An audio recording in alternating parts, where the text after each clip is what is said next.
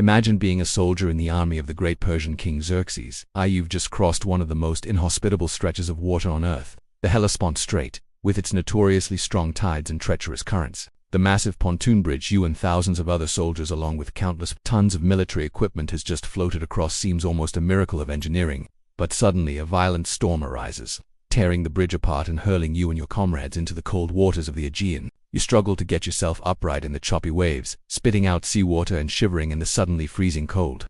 As you look around, you see other soldiers treading water, some clinging to broken pieces of the bridge. Others have disappeared beneath the waves. Before you can even begin to think about rescue, you hear the roar of the angry Persian king. Xerxes is furious. And you, his soldiers, have been thrown into the sea, not because of any failure on your part, but because the sea itself has rebelled against the might of the great monarch. In the 5th century BCE, Xerxes I was the ruler of the vast Achaemenid Empire, which stretched from Central Asia to the Middle East and North Africa. During his reign, he led his armies to conquer new territories as far away as the Balkans and the steppes of Central Asia. But his greatest military undertaking was his invasion of Greece, which he began in 480 BCE and which would come to be known as the Greco-Persian Wars. To reach Greece, Xerxes needed to cross the Hellespont, the narrowest point of the sea separating the Greek mainland from the coast of modern Turkey. At 6 miles wide, it was too great a distance for his army to traverse without a bridge, so his engineers went to work and constructed a series of pontoon bridges from boats and ships, creating a roadway that allowed the army to march across. But famously, a storm arose in the middle of the night and tore the bridges apart, throwing thousands of soldiers into the water and allowing the Greeks to defeat the Persians at the Battle of Salamis. Furious at what he saw as the sea's defiance of his authority, Xerxes reportedly ordered his soldiers to punish the waters. According to the ancient historians Herodotus and Plutarch, the soldiers were to whip the waves until they calmed down. They were to throw chains into the current and drag them through the water.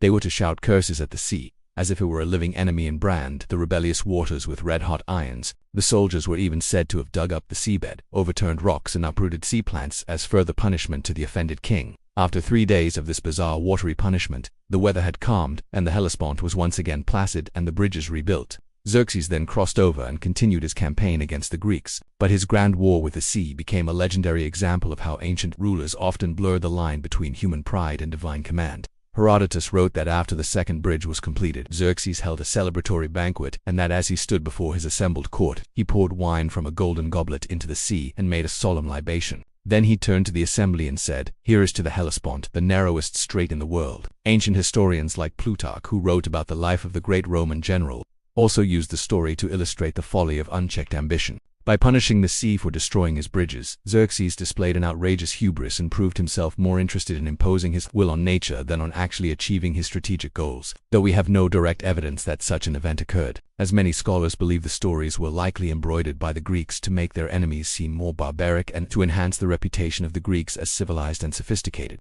Nevertheless, the story of Xerxes and the Hellespont offers a tantalizing glimpse into the mentality of the ancient Persian kings and the mindset of those who lived in the shadow of their overwhelming power. It also reminds us of the dangers of unchecked ambition and the folly of those who presume to punish the natural world. In the end, despite his best efforts, Xerxes would never succeed in conquering the Greeks, and his invasion of the tiny city-state of Athens would come to be seen as one of the most monumental failures in the history of warfare. But his colossal war with the sea would become a legend that inspired artists and writers for centuries to come. For more tales of the ancient world, stay tuned.